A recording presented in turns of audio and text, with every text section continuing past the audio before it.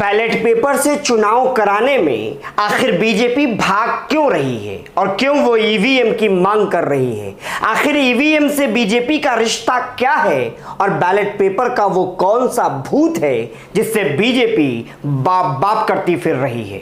दरअसल पंजाब के राज्य चुनाव आयोग ने यह फैसला किया है कि पंजाब का निकाय चुनाव वो बैलेट पेपर से कराएंगे। जैसे ही फैसला लिया बीजेपी ने हंगामा शुरू कर दिया। उसने मांग शुरू की कि चुनाव ईवीएम से ही कराया जाए, न कि बैलेट पेपर से।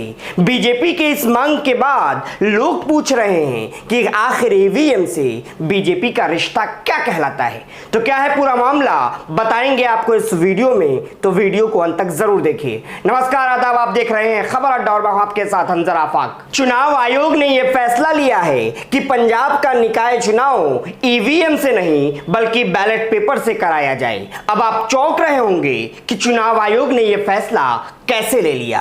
तो चुनाव आयोग का मतलब सिर्फ ज्ञानेश कुमार नहीं है, बल्कि इस बार यह फैसला ज्ञानेश कुमार ने नहीं बल्कि पंजाब के राज्य चुनाव आयोग ने यह फैसला किया है। पंजाब का निकाय चुनाव ईवीएम की जगह बैलेट पेपर से कराया जाएगा। यह फैसला देखते ही बीजेपी भड़क गई और वो इस बात की जिद करने लगी कि चुनाव तो सिर्फ ईवीएम से ही होना चाहिए, कहीं से भी ईवीएम लेकर आओ लेकिन बैलेट पेपर से चुनाव नहीं कराया जाए। तो लोग पूछ रहे हैं कि आखिर ईवीएम से बीजेपी का रिश्ता क्या कहलाता है और आखिर बीजेपी बैलेट पेपर से भाग क्यों रही है। अब जरा आप एनडीटीवी की इस खबर को गौर से देखिए जिसमें लिखा है ballot papers to be used in Punjab local polls, BJP demands EVM. मतलब ये कि पंजाब के निकाय चुनाव में वोटिंग बैलेट पेपर से कराई जाएगी, लेकिन बीजेपी ने ईवीएम से चुनाव कराने की मांग की है।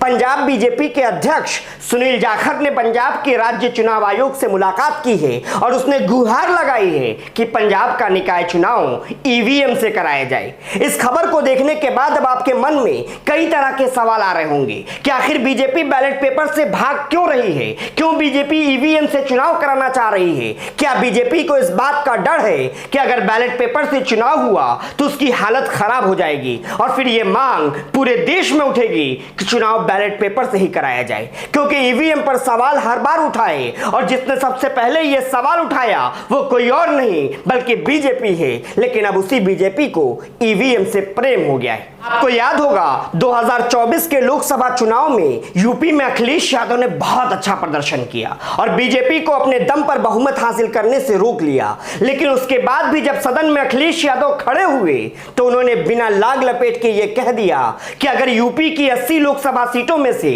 80 सीटें भी समाजवादी पार्टी जीत जाए तब भी वो कहेंगे कि उन्हें ईवीएम पर भरोसा नहीं है, चुनाव बैलेट पेपर से कराया जाए। इसके अलावा अभी हाल ही में बंगाल में जो चुनाव हुआ उसमें भी ईवीएम की खूब शिकायतें मिली। टीएमसी के छोटे बड़े नेता यही कहते रहे कि ईवीएम को बदल दिया गया है, क्योंकि वोटिंग वाले दिन पूरे दिन ईवीएम मशीन चालू रहने के बाद भी काउंटिंग के दिन उसकी बैटरी 85 से 90% चार्ज थी, जो कि संभव ही नहीं है। और यही शिकायत बिहार में भी की गई थी। इसके बाद लोगों के मन में इस मशीन को लेकर शंकाएं पैदा होने लगी और लोग ये सवाल पूछ रहे हैं कि क्या बीजेपी मशीनों के बदौलत ही अपनी सरकार बना रही।